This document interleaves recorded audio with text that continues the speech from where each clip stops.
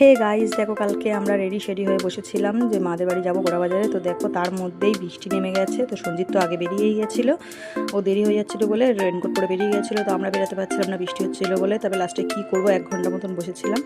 তো তখনই টিফিনটা বানিয়ে নিলাম, ভাবলাম যে খেয়েই যাই একবারে, কারণ না খেলে সকালবেলায় না খেয়ে আমি পারি না এখন আর, যেহেতু প্রত্যেক দিন খেতে খেতে একটা অভ্যাসে দাঁড়িয়ে গেছে। তো এখন আর না খেয়ে পারি না। তো সকাল সকাল দেখো ওই টাইমে যেহেতু বসেছিলাম রেডি হয়ে, তো তার জন্য আমি সবজি কেটে ভাবলাম যে চিড়ের পোলাও করেই খেয়ে যাই।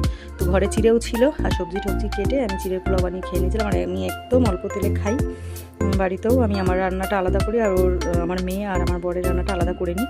তো এদিকে দেখো চিড়ের পোলাও রেডি হয়ে গেছে। তো আমি মেয়েকে বললাম যে তুই একটু খা, ও বলল না আমি খাবো না। তো বসে বসে ড্রয়িং করছিল। তো ড্রয়িং করে এদিকে আমার খাওয়াও হয়ে গেছে। ফাইনালি বৃষ্টিটা কমে গেছিলো, আমার খাওয়াও শেষ, বৃষ্টিও কমে গেছিলো। তো আমিও রেডি হয়ে তো বেরিয়ে গেছিলাম। গিয়ে ওখান থেকে চৌমাথায় গিয়ে বাসের জন্য ওয়েট করছিলাম। তো বাস আসার পরে আমরা উঠে গেছিলাম। তো মেয়ে তো বাসে যেতে ঘুমিয়ে পড়েছিল। তো ওখান থেকে আমরা নেমে নাগের বাজার নেমেছিলাম বাসে। ভেবেছিলাম সেন্টার জেলে নামার থেকে আমি নাগের বাজারে নেমে যাই, ওখান থেকে বেটার হবে আরও। তো নেমে তো দেখো এই যে যাচ্ছিলাম, তো আমাদের মিউনিসিপ্যালিটির সামনে দিয়ে যাচ্ছিলাম। তারপরে আবার গরুহাটা মোড় থেকে আমরা টোটো ধরে একবারে ওখানে মাদের ওখানে নামলাম।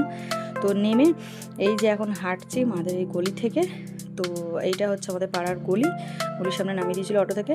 আর এইটা দেখো আমাদের পাড়ার মন্দিরটা খুব সুন্দর। এখানে সব ঠাকুর মোটামুটি আছে, বাৎসরিক পুজো টুজো হয়, সব ভালো। মন্দিরটা জাগ্রত মন্দির। আর এইটা হচ্ছে আমার মাদের বাড়ি, মানে যেহেতু মারা শিফটিং করেছে, তো এখনও পর্যন্ত গোছগাছ কিছুই হয়নি সেইভাবে।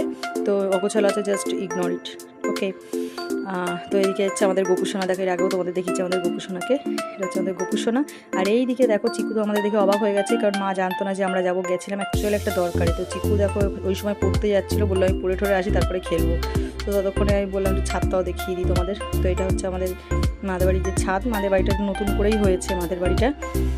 তো ঢালাই দিয়ে ছাদ দিয়েই হয়েছে। আর এদিকে দেখো চিকু পড়ে আসার পরে দুজনে মিলে খেলা শুরু করে দিয়েছিল। তারপরে দুপুরবেলায় মা খেতে রাখলো, মা একটু বেরিয়েছিল, তো ওখান থেকে এসে খেতে রাখলো। আমরা খেয়ে নিয়ে একটু ঘুমিয়ে পড়ে সন্ধ্যেবেলায় উঠেছিলাম। তো বোন দেখো কাছ থেকে তাড়াতাড়ি চলে এসেছিলো। তো আমরা ওখানে সন্ধ্যেবেলা বসে একটু আড্ডা দিচ্ছিলাম। তো পাশের বাড়ি ওই বাচ্চাটা দেখো কি সুন্দর। তো ওটা হচ্ছে পাশের বাড়ি একজন থাকে, পায়েল ওর ছেলে।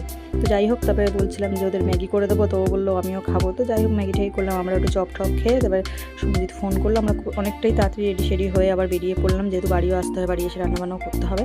তো আমরা বেরিয়ে আসার পরে তারপরে আমাদের এখানে দেখো এয়ারপোর্টের সামনে দিয়ে আমাদের যেতে হয়। তো এখান থেকে না খুব ক্লোজ প্লেন দেখা যায়, আমার মেয়ে তো ভীষণ আনন্দ পায়। তো তারপরে আমরা রাত্রিবেলায় ওখান থেকে তাড়াতাড়ি করে বাড়ি চলে এসেছিলাম। তো ভিডিওটা কেমন লাগলো অবশ্যই জানিও। চলো টাটা।